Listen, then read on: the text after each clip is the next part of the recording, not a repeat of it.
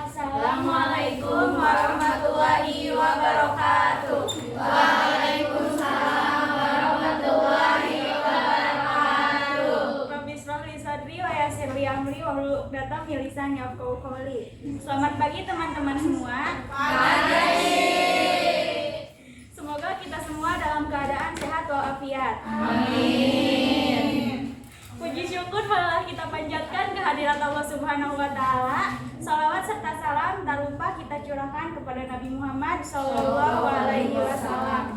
Kami kelompok 3 di sini akan mempresentasikan tentang sumber hukum agama Islam. Yang pertama ada Al-Quran, yang kedua hadis dan ijtihad. Sebelum itu izinkan kami untuk memperkenalkan diri.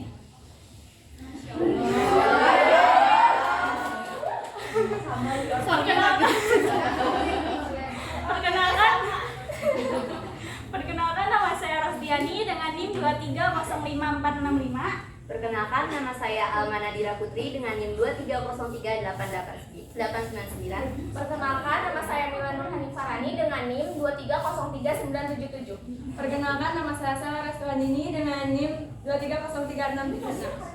Sebelum kita masuk ke dalam materi, mari kita sama-sama membaca Al-Quran. Dan membaca Al-Quran akan dipimpin oleh Sela. Setelah membaca Al-Quran akan ada pembacaan tilawah yang akan sari tilawah yang akan dilakukan oleh Mila. Setelah itu akan ada kultum yang akan dilakukan oleh Alma. Untuk kepada Sela, Mila, dan Alma dipersilakan, dan kepada teman-teman mari kita buka surat Al-Baqarah ayat 21.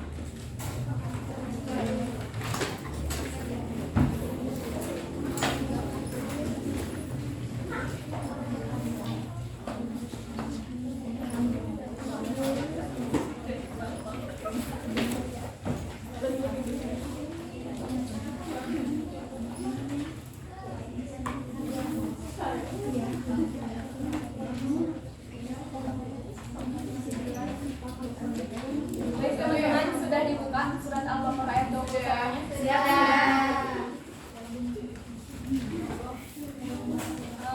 Tapi sebelum ke surat Al-Baqarah, kita baca bersama-sama surat Al-Fatihah terlebih dahulu.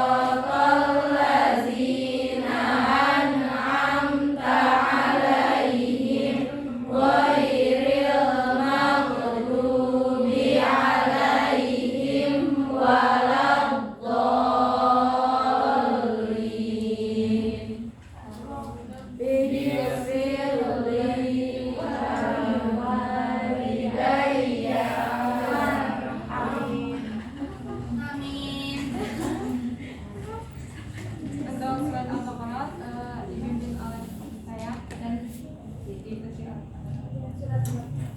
ayat 21.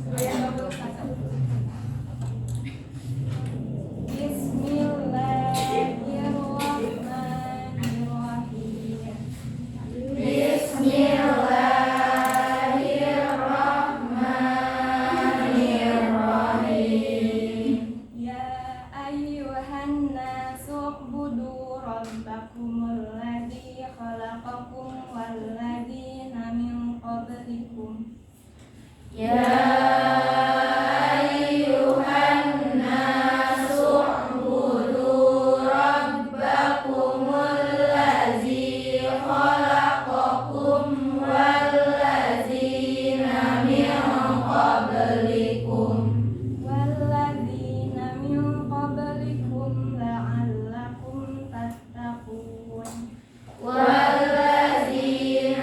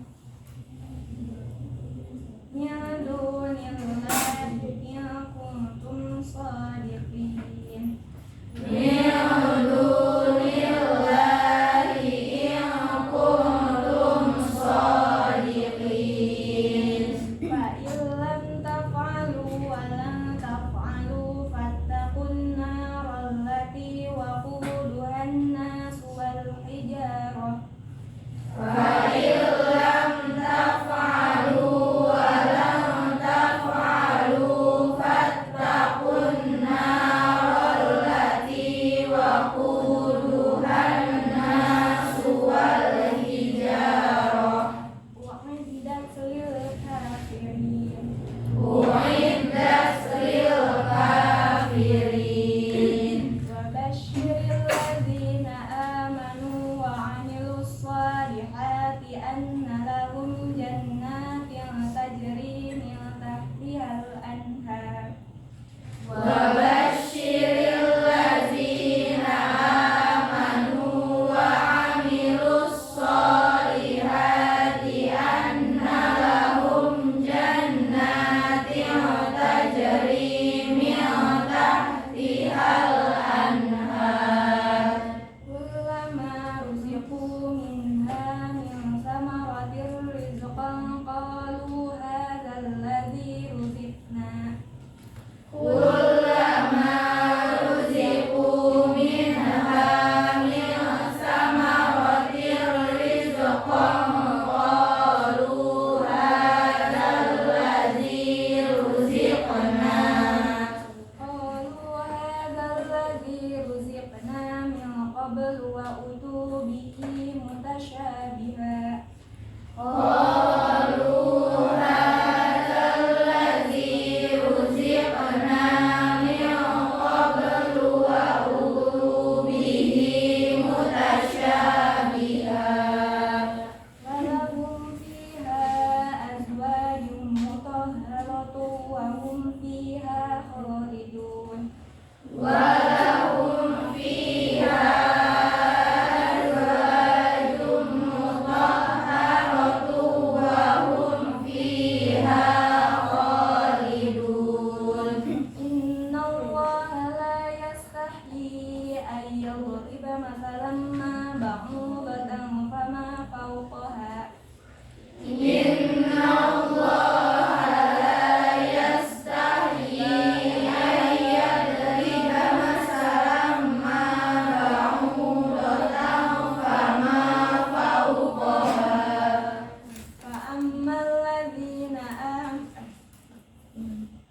فأما الذين آمنوا فيعلمون أنه الحق من ربهم فأما الذين آمنوا فيعلمون أنه الحق من ربهم وأما الذين كفروا فيقولون ماذا أراد الله بهذا مثلا وأما الذين كفروا فيقولون ماذا أراد الله بهذا مثلا يضل به كثيرا ويهدي به كثيرا يضل به كثيرا ويهدي به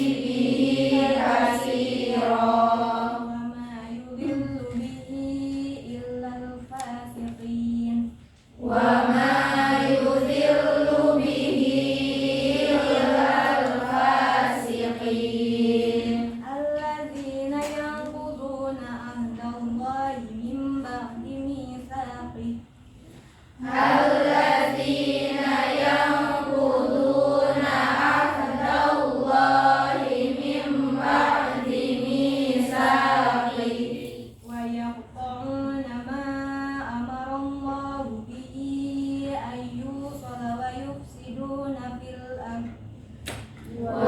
ويقطعون ما أمر الله به أن يوصل ويفسدون في الأرض أولئك هم الخاسرون أولئك هم الخاسرون كيف تكفرون بالله وكنتم أمواتا فأحياكم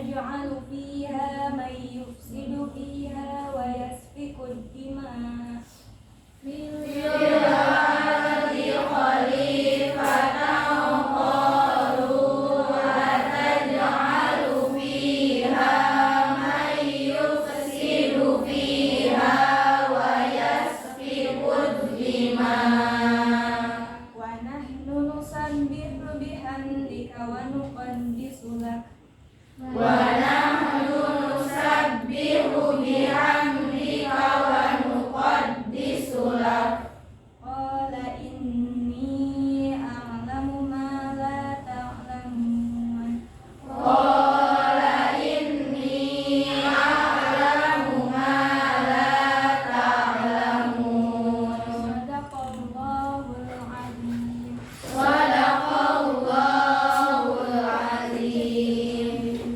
Dengan menyebut nama Allah yang Maha Pengasih lagi Maha Penyayang. Wahai manusia, sembahlah Tuhanmu yang telah menciptakan kamu dan orang-orang yang sebelum kamu, agar kamu bertakwa.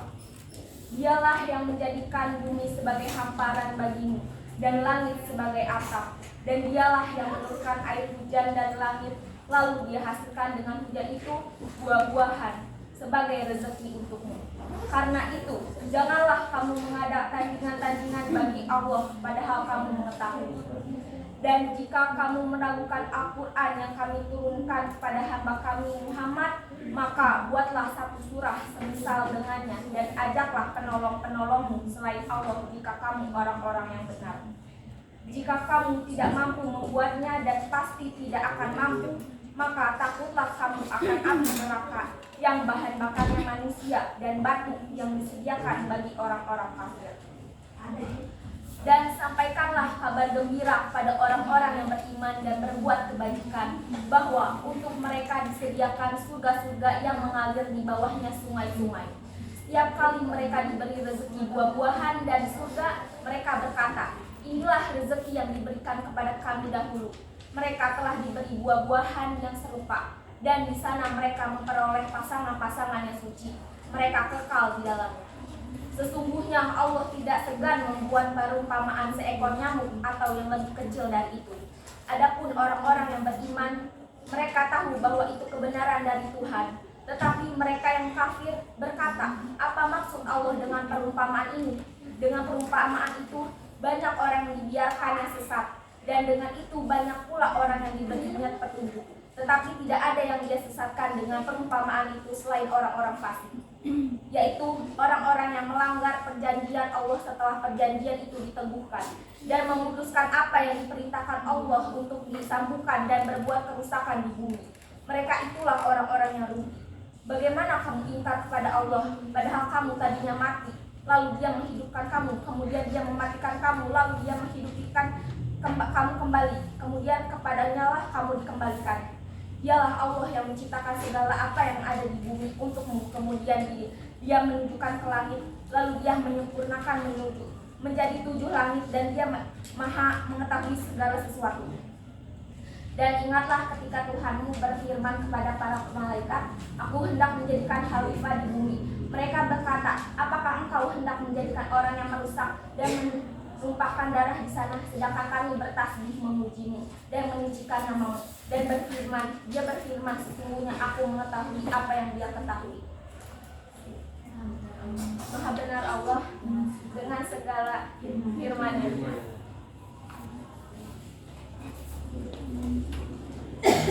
Dilanjut dengan saya untuk menyampaikan kutil dari ayat tersebut.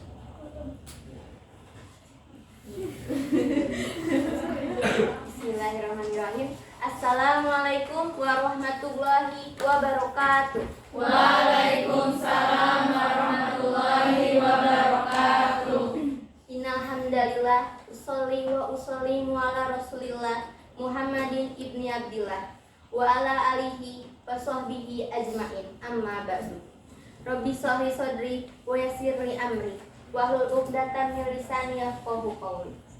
Pertama-tama dan yang paling utama, marilah kita panjatkan puji dan syukur kita kepada kehadirat Allah Subhanahu wa taala yang telah memberikan rahmatnya kepada kita semua. semua, sehingga bisa hadir di sini dalam keadaan sehat.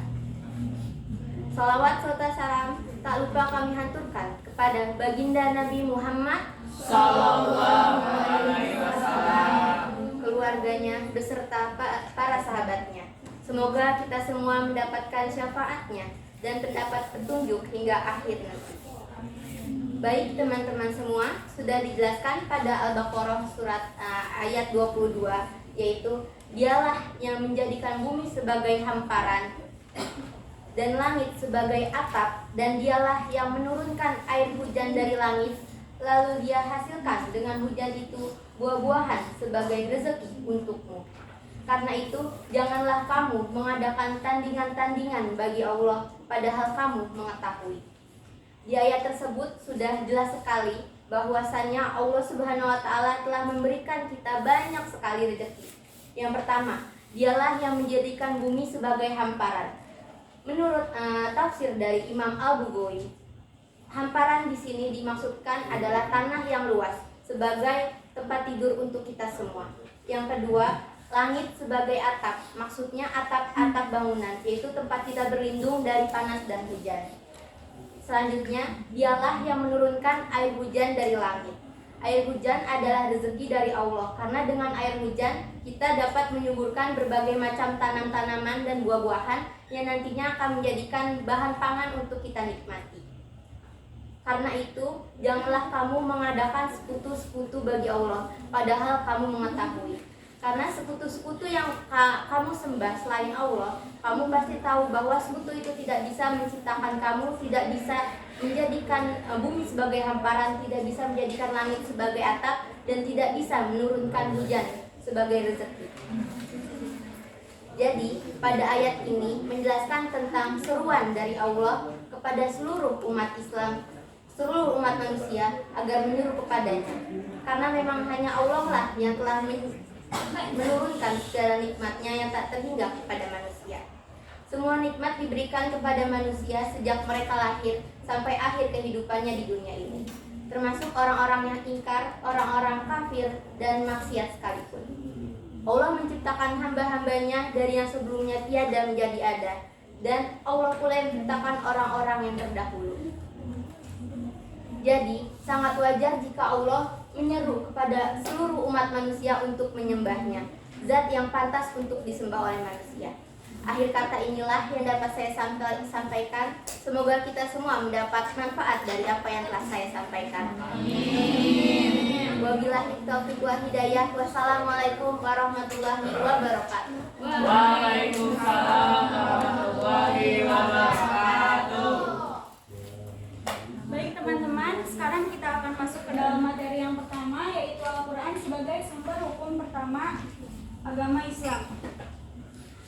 Di sini terpapar ada 3 pengertian Al-Quran. Saya mengambil 3 karena di buku juga ada 3. Yang pertama ada pengertian secara bahasa. Secara bahasa, Al-Quran berasal dari kata qoro'a yang berarti mengumpulkan dan menghimpun. Al-Quran juga sering disebut sebagai bacaan dan tilawah. Yang kedua, pengertian secara etimologis. Secara etimologis, pengertian Al-Quran ada hubungannya dengan kata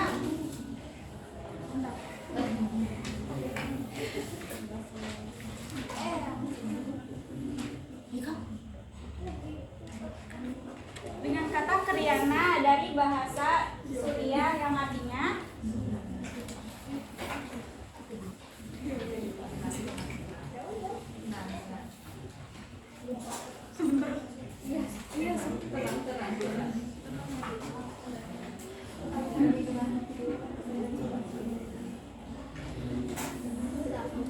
ada hubungannya dengan kata kriana dari bahasa Suriah yang artinya bacaan suci, bagian dari kitab suci yang dibacakan dalam ritual keagamaan. Mungkin yang dimaksud ritual keagamaan di sini adalah kita membaca Al-Quran kan termasuk ibadah kepada Allah. Mungkin itu yang disebut dengan ritual keagamaan.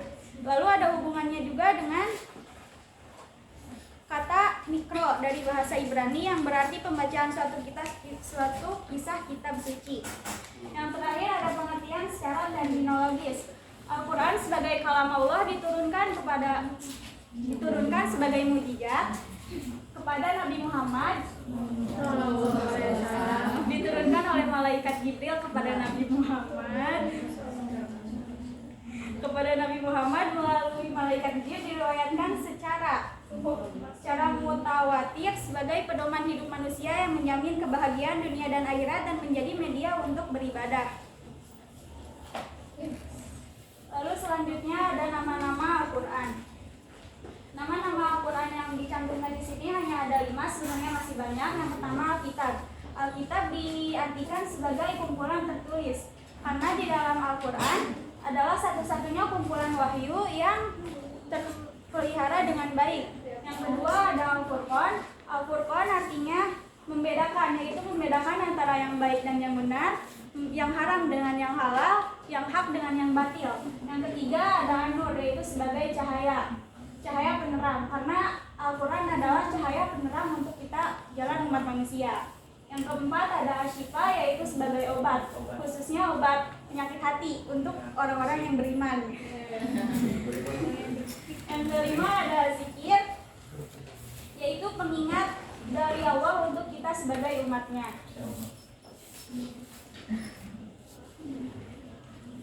Oke teman-teman, karena di sini kebetulan kelompok kami kebagian 3 bab, jadi di sini karena ada 7 poin, saya akan menjelaskan 3 poin saja. Yang pertama ada akidah. Akidah adalah sistem keyakinan yang menjadikan Allah sebagai sentral, yaitu tujuan. Jadi kayak Allah itu pusat utamanya gitu. Yang kedua ada ibadah. Ibadah di sini meliputi sholat, saum, puasa, dan naik haji. Yang ketiga ada muamalah, yaitu hubungan manusia dengan manusia. Hubungan manusia dengan manusia di sini yaitu menentukan beberapa aturan dalam bermuamalah agar tidak terjadi persengketaan dan percekcokan seperti hutang piutang, karena di dalam Al-Quran riba itu diharamkan. Selanjutnya akan dilanjutkan oleh Alma. Selanjutnya ada karakteristik dasar Al-Quran. Yang pertama adalah ada jumlah kata dan huruf. Tertulis di dalam buku ada 2 pendapat. Yang pertama menurut As-Siddiqi dan Kholaf. Mereka mengatakan bahwa di dalam Al-Quran terdapat 74.437 kata dan 325.345 huruf. Sedangkan menurut Sihar, dia mengatakan bahwa terdapat 77.439 kata dan 323.015 huruf. Yang kedua ada diturunkannya Al-Quran. Al-Quran diturunkan pada malam Lailatul Qadar dan diturunkan secara berangsur-angsur selama kurang lebih 23 tahun. Selanjutnya, jenis ayat Al-Quran berdasarkan turun dan masa. Urutan susunan surat turunnya Al-Quran disusun berdasarkan turunnya wahyu. Namun ada pula yang menyusunnya berdasarkan susunan di dalam mushaf. Nah, di buku itu contohnya ada salah satu contoh susunan berdasarkan turunnya wahyu pada halaman 46 sampai 49.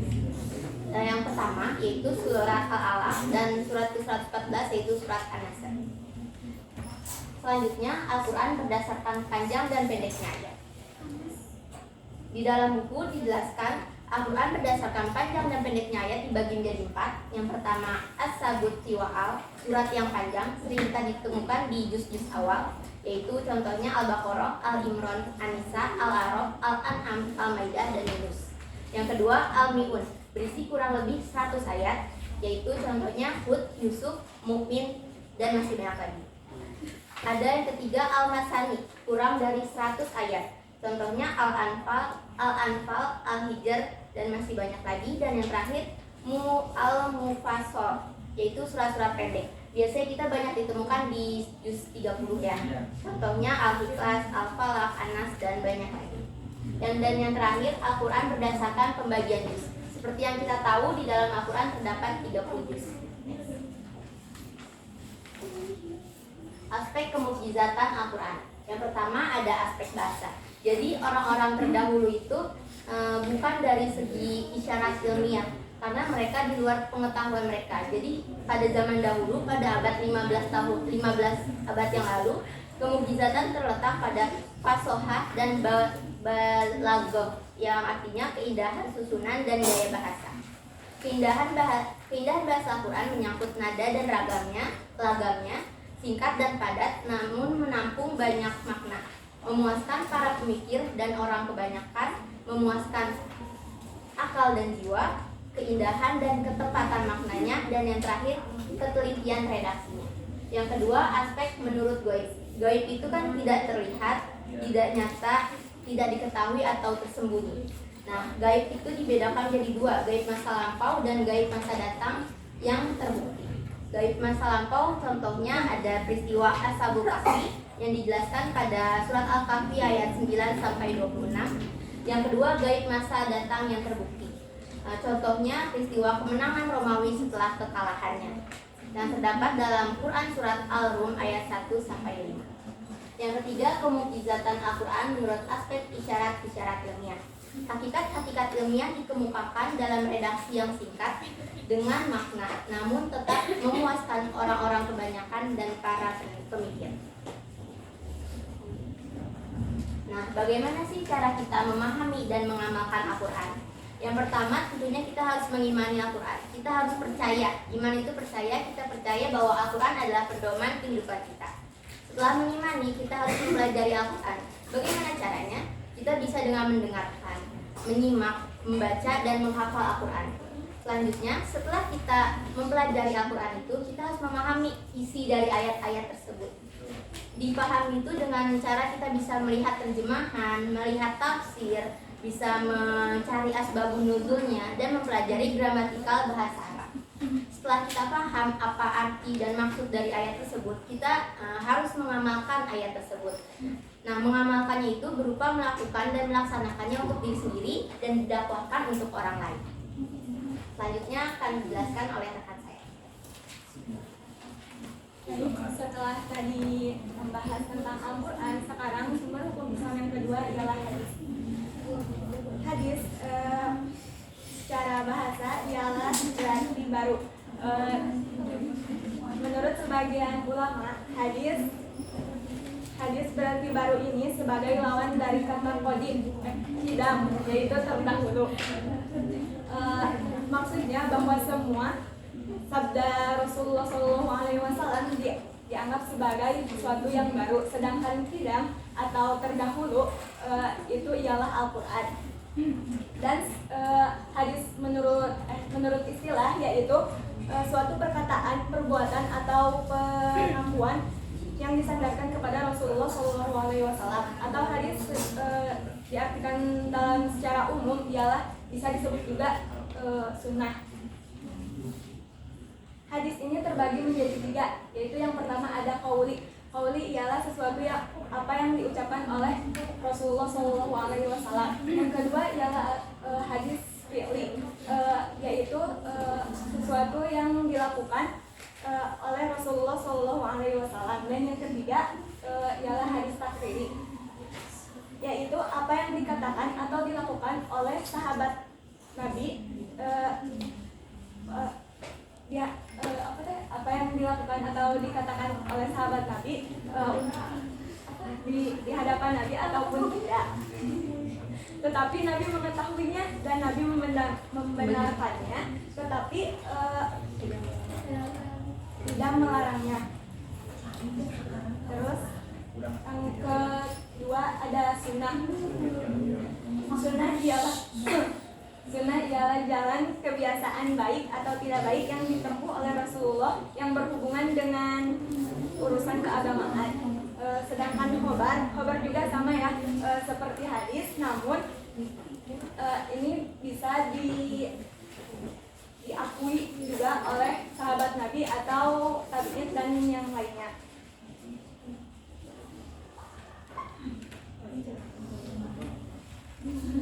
Hubungan hadis dengan Al-Quran sebagai sumber ajaran Islam. Yang pertama ada hadis sebagai penguat atau takkid terhadap Al-Quran. Ini artinya ketetapan Al-Quran senantiasa mendapat pengokohan atau penguatan dari hadis. Jadi Al-Quran itu dikokohi lagi dan dikuatin lagi oleh hadis. Yang kedua ada hadis sebagai penjelas terhadap Al-Quran. Artinya memberikan kejelasan makna setiap ayat-ayat Al-Quran yang maknanya masih samar-samar atau umum. Jadi ada beberapa ayat Al-Quran yang masih global, bersifat global, maka Nabi menguatkan dengan hadisnya. Yang ketiga ada hadis sebagai musyri, penetap dan pembuat hukum syariat, yaitu membuat hukum baru yang tidak ada di dalam Al-Quran, seperti larangan berpoligami dengan menyatukan keponakan dan bibinya. Ilmu hadis ada dua, yaitu ilmu hadis riwayah. Ilmu hadis riwayah ini hadis yang memindahkan atau menyampaikan hadis-hadis Nabi begitu adanya tanpa menelusuri lebih dalam apakah hadis ini dhaif atau sahih.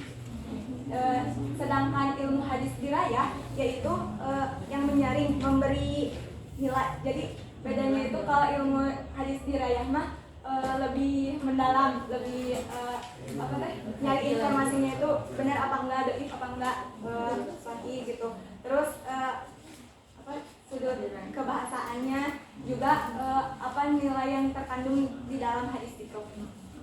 Selanjutnya yaitu akan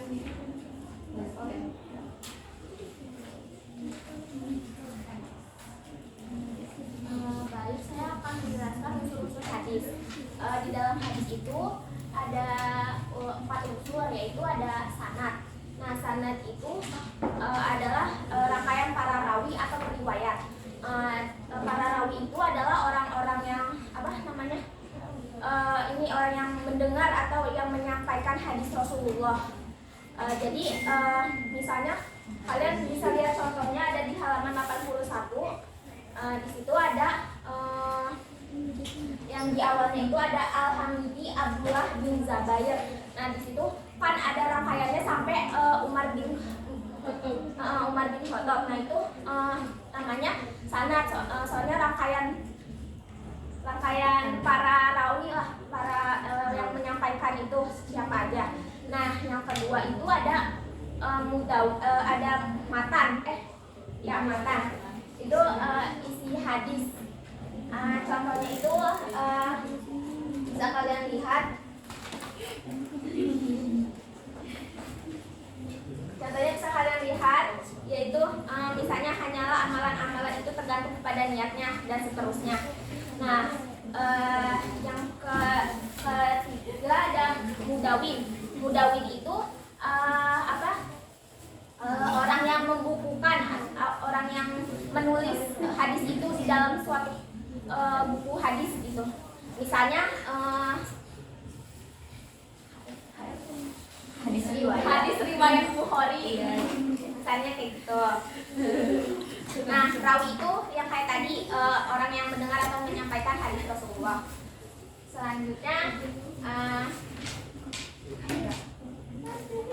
tingkatan kualitas hadis. Tingkatan kualitas hadis itu ada 3, yaitu ada hadis sahih, sahih.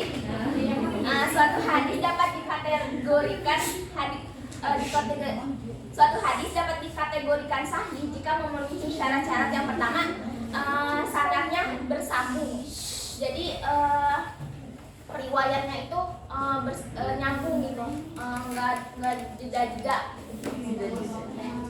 gitu kan. Terus rawinya adil. Maksud adil itu rawinya itu kayak menjauhkan dari dosa-dosa kecil gitu. Terus yang ketiga itu rawinya dabit. Nah, dabit itu rawinya tuh kuat hafalannya. Terus tidak syad. Tidak syad itu maksudnya tidak menyalahi hadis yang lebih kuat. Terus dan tidak cacat. Maksud tidak cacat itu bukan cacat fisik, tapi yang menyebabkan kesalahan hadis, yang menyebabkan kesohihan hadis. Nah, yang kedua itu ada hadis hasan. Hadis hasan itu sama seperti hadis sahih, tetapi di antara periwayat atau perawi ada yang kurang kedabidannya atau kurang kuat hafalannya. Terus yang ketiga ada hadis doif. Hadis doif itu hadis yang tidak memenuhi kriteria dari hadis sahih dan hasan, baik sanadnya ataupun pada rawinya yang kurang kedabidan atau kurang hafalannya. Baik, yang ketiga itu ijtihad. Ijtihad itu apa sih? Secara bahasa dari kata yujtahidu ijtihadan, yang berarti berusaha bersungguh-sungguh. Sedangkan menurut istilah ialah upaya maksimal seorang mujtahid dalam menemukan hukum syara yang berkaitan dengan perbuatan manusia dari sumbernya, yaitu Al-Quran dan hadis. Jadi ijtihad itu permasalahan manusia itu makin kesini itu makin banyak gitu. Jadi para mujtahid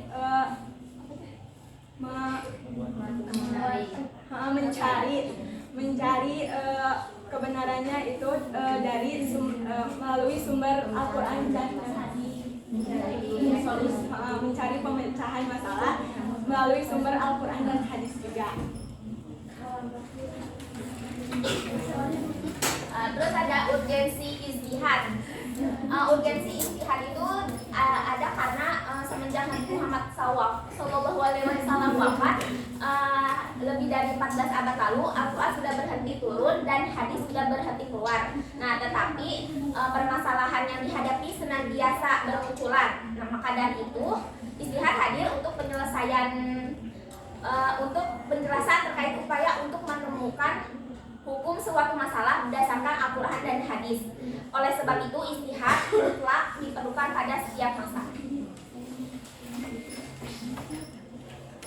Ijtihad pada masa kini. Ijtihad sangat diperlukan pada masa kini karena perkembangan dan perubahan sosial budaya manusia begitu cepat yang disebabkan pesatnya perkembangan ilmu teknologi manusia sehingga memunculkan kompleksitas persoalan umat termasuk pada masalah hukum. Jadi seperti yang dijelaskan oleh teman-teman saya tadi, ijtihad adalah pengambilan keputusan oleh para ulama yang diambil dari Al-Quran dan hadis karena masalah-masalah yang semakin baru gitu. Karena makin sini masalah-masalah zaman yang semakin banyak.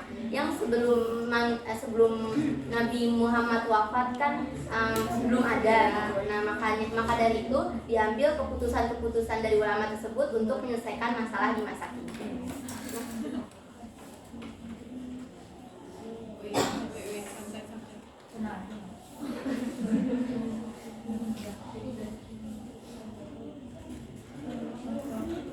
Terima kasih kepada teman-teman saya yang sudah menjelaskan materi. Sekarang kita lanjut ke sesi diskusi. Jika ada yang ingin bertanya, dipersilahkan.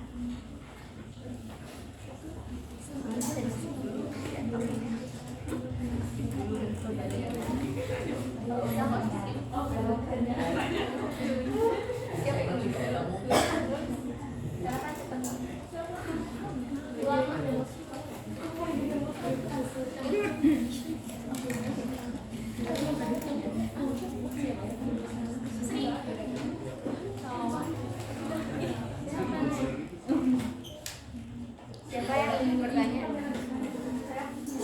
Boleh Salwa dulu. Saya. Silakan Salwa. Assalamualaikum warahmatullahi wabarakatuh. Waalaikumsalam warahmatullahi wabarakatuh. Saya Salwa Rosalia dengan NIM 2306124 izin bertanya mengenai tadi kan kalau Al-Quran itu harus diamalkan, caranya dengan membaca, dihafalkan dan sebagainya. Nah, bagaimana dengan hadis? Apa kandungan isi hadis tersebut sama dengan Al-Quran dan bagaimana cara mengamalkannya? Siap, terima kasih.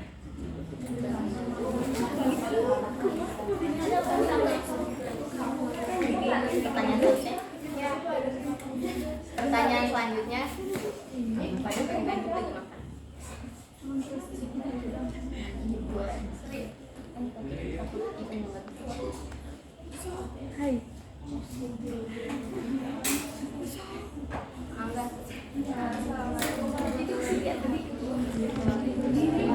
Warahmatullahi wabarakatuh.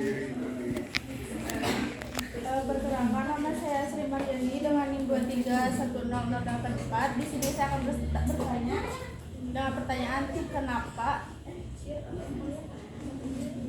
mengapa harus ada ijtihad? Karena sudah mengapa ada ijtihad? Mengapa harus ada ijtihad jika sudah ada Al-Quran dan hadis? Terima kasih.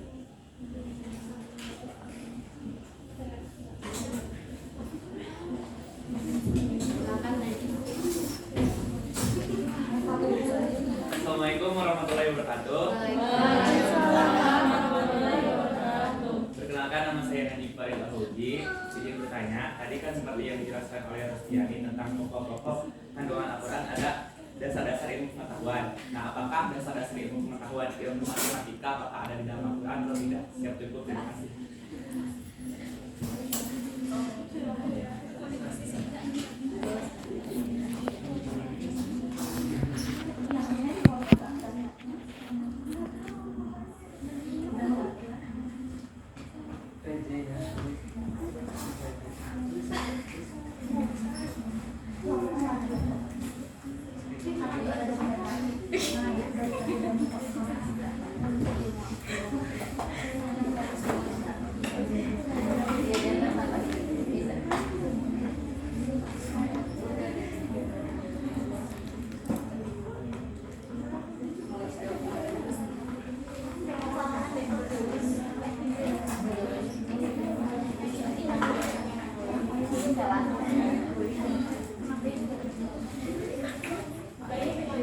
Izin menjawab untuk pertanyaan Sri Naryani, mengapa harus ada ijtihad jika sudah ada Al-Quran dan hadis? Jadi kan tadi sudah dijelaskan ya bahwasanya permasalahan masa kini teh manusia teh masih terus gini ada. Emang kan apa teh mujtahid teh nyari sumbernya teh di Al-Quran sama hadis, tetapi oleh manusia itu kurang dipahami gitu. Jadi dikembangin lagi oleh para ulama melalui ijtihad. Bisa dipahami.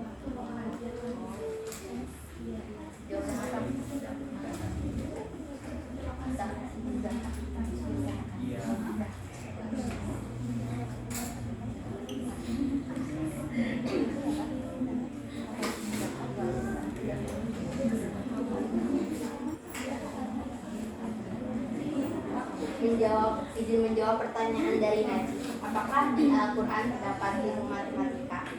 Menurut saya ya, karena yang kemarin Ibu jelaskan yang kata perhitungan surat dan sebagainya itu kan sudah termasuk kan gambaran kecilnya ya. Nah di dalam Al-Quran juga kan ada cara-cara, walaupun tidak secara rinci, tapi ada perhitungan tentang zakat. Zakat kan matematika kan, ada perhitungannya kan. Yang kedua ada waris. Waris itu kan banyak. Nah secara rincinya biasanya di dalam hadis, tapi di dalam Al-Qurannya gambaran besarnya pasti ada di dalam Al-Quran. Sekian. Terima kasih. Mangga, tanya selanjutnya.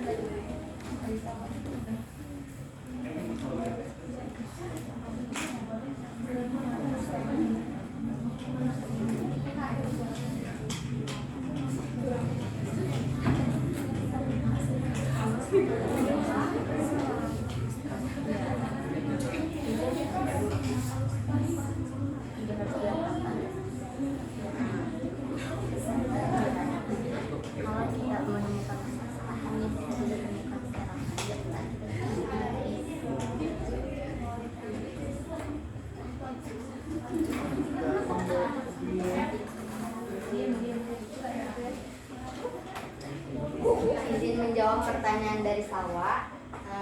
Apakah isi Al-Quran dan hadis itu sama?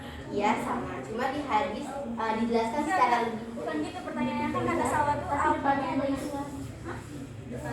Intinya tuh apakah si hadis juga pengamalannya sama kayak Quran gitu kan? Itu aja. Gimana berkaitannya? Jawab awal itu.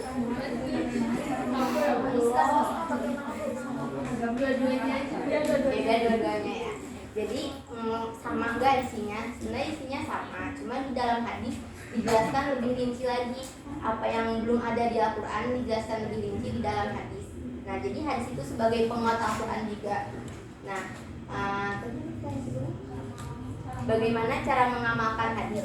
Nah, kita perlu memahami beberapa isi hadis. Cuma kita nggak perlu dihafalkan seperti Al-Quran kan. Kalau Al-Quran dibaca setiap hari gitu kan. Nah, kalau di hadis itu jika kita menemukan permasalahan di kehidupan, nah kita mencari dalil-dalilnya di Al-Quran. Nah, tidak menemukannya, maka kita bisa mencarinya di hadis agar memperkuat jawaban-jawaban yang kita sedang cari.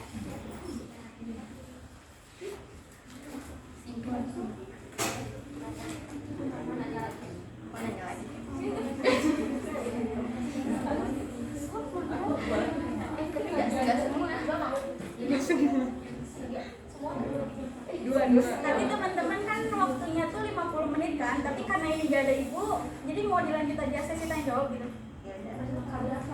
Joshua satu. Ya soalnya mau nanya mah tadi bisa kita tahu iya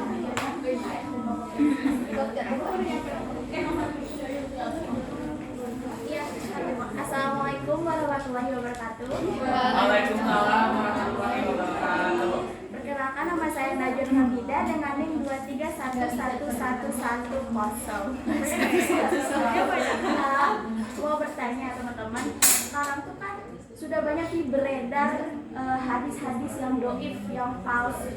Gimana sih kita cara menyikapi bahwa kita tuh jangan terhasut, ya jangan terhasut ke dalam hadis-hadis yang palsu gitu. Asli. Pak. Hanifah dulu deh depan.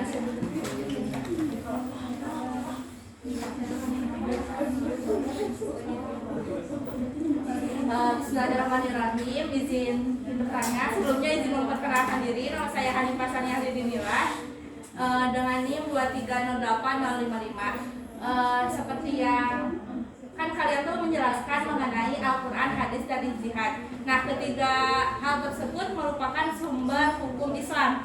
Nah, ada beberapa orang yang menganggap bahwa hukum sumber Islam itu ada Al-Quran, hadis, ijtihad, dan ijma. Nah, menurut pandangan kalian bagaimana nih? Apakah ijma bisa dikatakan sebagai sumber hukum Islam atau tidak? Dan bagaimana penjelasannya gitu? Terima kasih.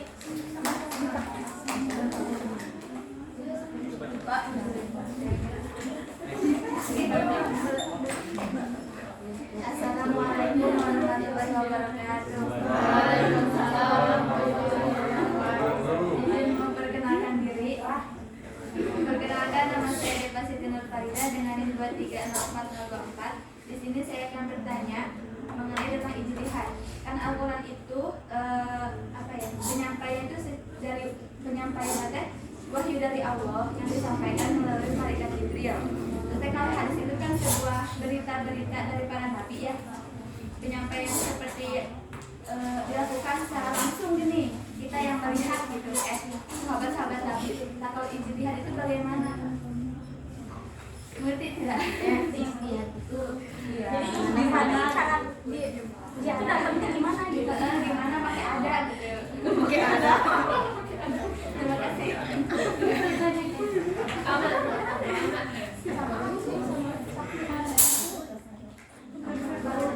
Satu lagi, boleh Ama?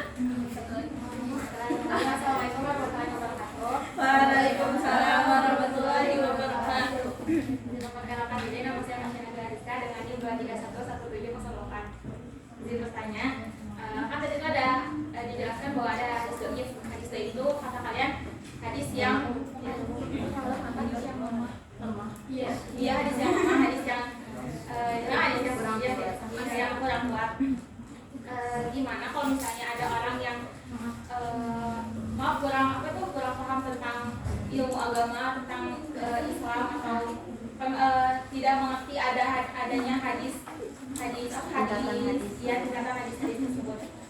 Lalu dia tuh menemukan hadis doif dan dia menyebarkannya kayak orang-orang tuh kayak gimana sih menurut pendapat kalian caranya biar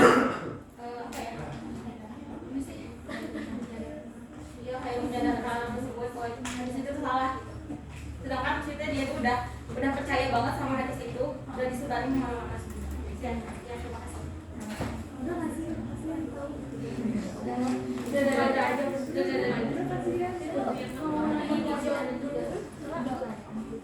Oh, iya, pertanyaannya ditutup ya. Terima kasih.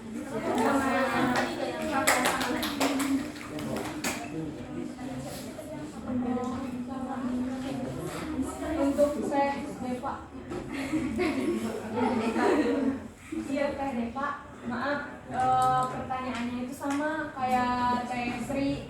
Jadi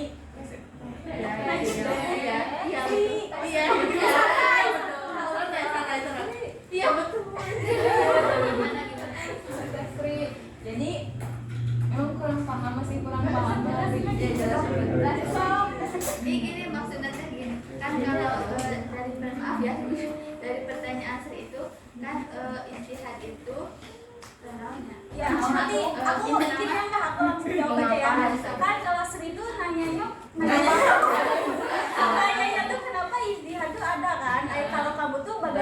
ijtihad tuh ada gitu kan. Gimana sih kan kalau Al-Qur'an tuh diturunkan melalui malaikat Jibril kan. Nah, kalau hadis kan Dari para nabi. iya, kan hubungannya sama, ada korelasinya. Jadi kayak misal tadi dibilang ijtihad itu kan apa sih?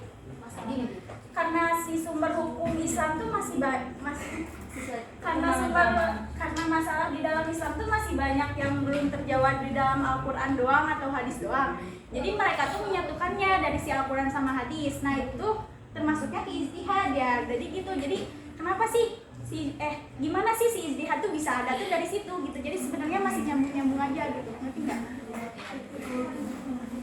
Lalu aku mau menjawab pertanyaan dari Hanifah sekalian. Kan yang kami jelaskan cuma ada 3, Al-Qur'an, hadis, dan ijtihad. Terus kamu nanya, ijma tuh masih bisa disebut sebagai hukum agama Islam gitu kan? Sumber hukum agama Islam. Sebenarnya kami pun kurang tahu ya, karena kami pun tahu ini dari buku paket. Tapi dari yang saya cari itu emang hukum Islam itu ada 4 kan? Al-Qur'an, hadis. Kalau di sini tuh analogi bukan ijtihad kalau yang saya cari. Terus yang keempat itu ada ijma. Ijma itu merujuk pada kesepakatan umat Islam atau ulama yang kompeten tentang suatu masalah hukum yang belum diatur di dalam Al-Qur'an atau hadis. Tapi menurut pandangan saya tuh si ijma tuh masih sama aja kayak ijtihad gitu loh. Kayak ya, cuman itu kayak dari ulama gitu. Tapi dari yang ada ulama-ulama gitu. Tapi sebenarnya kurang tahu, tapi itu mungkin tanggapan dari kami gitu. Ya, kalau ada yang menambahkan silakan.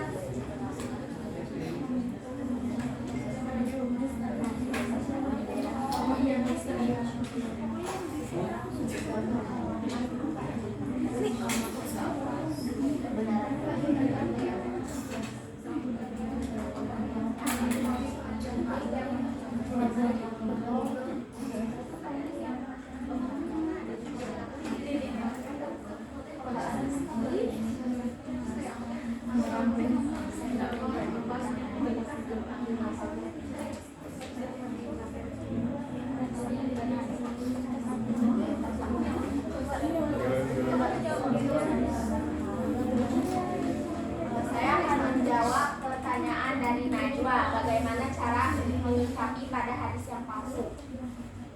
Pertama, kita tanyakan terdahulu pada ulama yang paham atau berpengalaman atau ilmunya tinggi di bidang hadis. Apakah si hadis itu palsu atau kebenaran atau benar kan? Iya.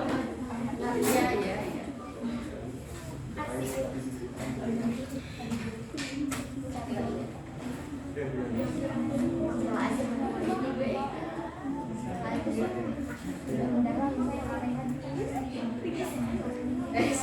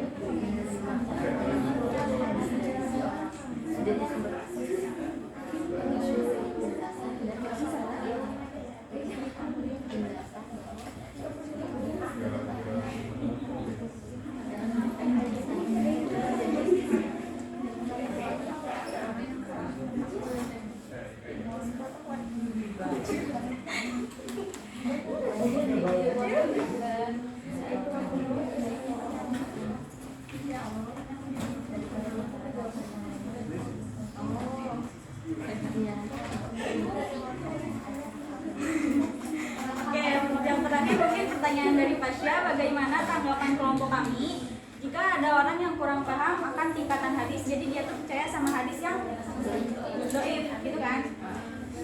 Ya bagaimana kayak itu tuh kayak orang yang nggak ngerti hadis tuh kebilangnya wajar sih kalau kata aku, karena kita semua juga mungkin belum paham benar tentang hadis gitu kan. Yang kita tahu adalah sholat yang agama kayak gitu kan. Itu kan kalau itu udah pasti ada, udah pasti ya basic gitu kan, diajarin dari SD. Jadi kalau misalkan gimana sih kalau ada orang yang percaya sama hadis yang tingkatan yang sebenarnya salah gitu, ya kita juga menurut kita sih orang itu tuh harus diarahkan untuk mengikuti misalkan kayak ya yang kayak Alma bilang acara-acara Islam gitu yang misalkan khusus membahas hadis gitu. Kita pun sebenarnya harus, karena mungkin kebilangnya kita masih belum paham tentang hadis, lalu masih awam, lalu harusnya jangan kan, tapi kan udah nyebarin ya mungkin ditanyakan lagi, mungkin karena misalnya aku nyebarin ke kamu, nah kamu tuh jangan langsung percaya gitu, jadi dari kamunya harus ditanyain lagi ke ulama atau kemana gitu. Intinya jangan dari mana ini si penerima informasi itu tuh jangan, semoga dia tidak terjerumus oleh sumber itu gitu. Udah mungkin begitu. Bila ada yang mau menambahkan silakan, mohon maaf jika jawabannya kurang.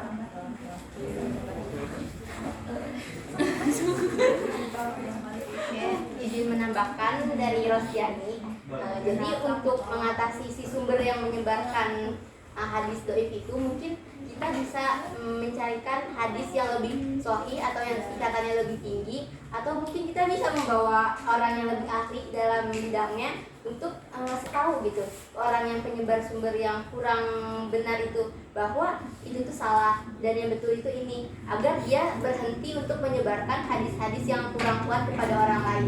Dan yang sudah tersebar oleh hadis-hadis itu mungkin kita bisa memberikan pengertian seperti halnya seperti yang kita berikan kepada sumber yang menyebarkan itu, bahwa yang mereka sudah terima ini salah dan yang benar itu seperti ini.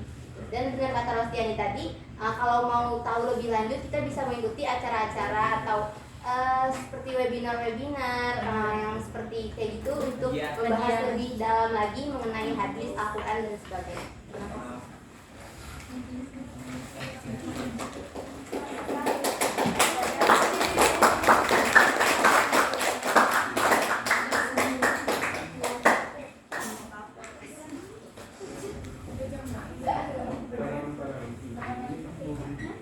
Terima kasih kepada teman-teman yang sudah bertanya.